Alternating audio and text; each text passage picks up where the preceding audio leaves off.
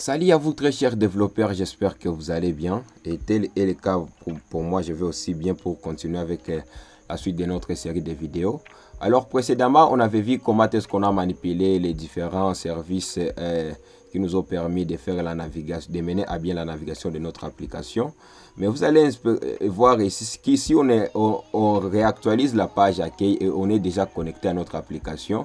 Mais une chose qu'on va inspecter ici, notre application nous redirige d'abord sur les routes de login et puis on va être redirigé sur la page accueil. Et ça, c'est pas vraiment un bon comportement qu'implémente notre application. Alors, dans cette nouvelle vidéo, on va voir comment est-ce qu'on va fixer ici ce Mitsubishi. Alors, on va partir sur notre éditeur de code ici. Je vais fermer ça et là, je vais directement aller sur le dossier UI. Et là, je vais créer un nouveau fichier. Et ce fichier, je vais l'appeler Splash Screen. Splash Screen, c'est quoi? Ça sera une page de chargement. Ce sera seulement une page qui va indiquer à l'utilisateur le processus de chargement de l'application. Alors là, on va créer un stateless widget et on va l'appeler Splash Screen. Okay? Il va nous falloir importer ici les matériels. Ok, donc je vais faire matériel. Oups, c'est ça. Import matériel. Ok, Visual Studio ne me suggère rien. Donc matériel. Oh, ça ne vient pas. Donc je vais le faire moi-même manuellement. Donc je vais aller sur package. Je vais aller dans Flitter. Et dans Flitter, je vais choisir ici matériel. Point d'art. Ok.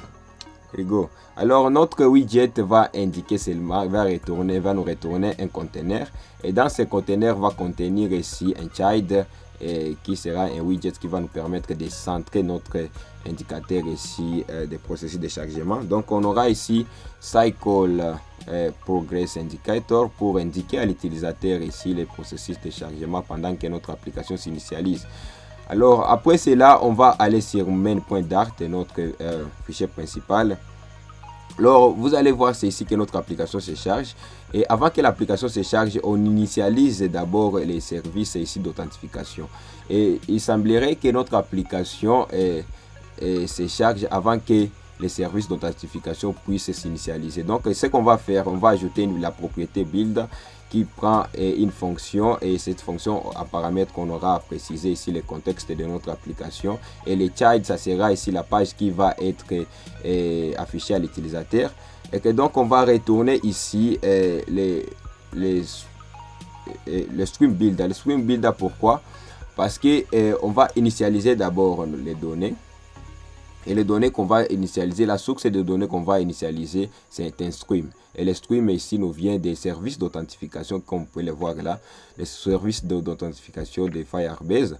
Donc les services d'authentification. Et là, ce que je vais faire à partir de la méthode build, je vais prendre ici d'abord le contexte de cette page et je vais capturer les données qui vont me faire ici. C'est cette source de données. Ça sera les données liées par rapport à l'authentification.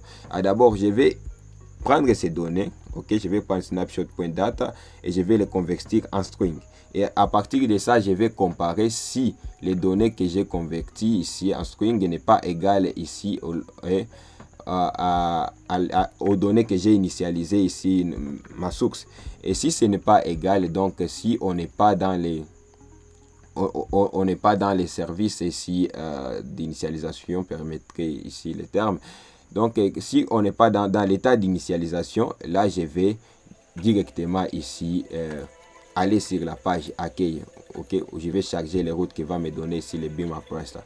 Ok, mais dans le cas contraire, si on est pendant la phase ici de chargement de l'application, on va indiquer à l'utilisateur ici le processus de chargement à partir ici de ce widget ici Splash Screen. Ok, je crois que je peux comprendre. Si c'est pas le cas, vous allez m'indiquer dans les commentaires. Donc je vais enregistrer les modifications et là je vais partir ici sur la phase de console. Je vais taper R pour recharger l'application. Ok, et là vous allez voir ici l'application va se charger et là on a l'indicateur ici de chargement de l'application. Laisse-moi rafraîchir encore la page. Vous allez voir, on va pas aller sur la page ici de login. Par contre, on va indiquer à l'utilisateur ici le chargement de l'application et on va aller sur la page ici de la page d'accueil. Là, vous allez voir quand on navigue aussi, et pour visualiser ici les détails d'une voiture, ici, il y a une page blanche et on n'inspecte rien. Par contre, que je vais implémenter aussi, c'est les services de chargement de la page ici. Là où ici, quand on est pendant la phase de chargement de la voiture en question, je vais ensuite indiquer l'utilisateur le processus de chargement. Donc, je vais enregistrer et je vais partir ici, taper R sur la console pour recharger la page et charger toutes les modifications nécessaires. Donc, auto reload, et là c'est bon. Là vous allez voir que l'application se charge, ok. Et là on va sur la partie accueil. Oh, c'est bon.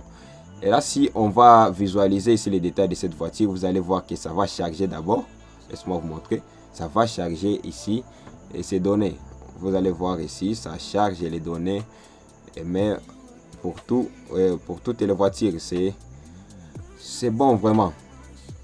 Donc, très chers développeurs, je crois que cette vidéo a atteint vraiment son objectif. Et moi, je vous dis vraiment merci de l'avoir suivi jusqu'à la fin. Si vous n'êtes pas encore abonné à notre chaîne, abonnez-vous et n'hésitez pas vraiment de partager ce que nous faisons à un maximum de personnes. Vraiment, je vous dis comme d'hab, au prochain épisode.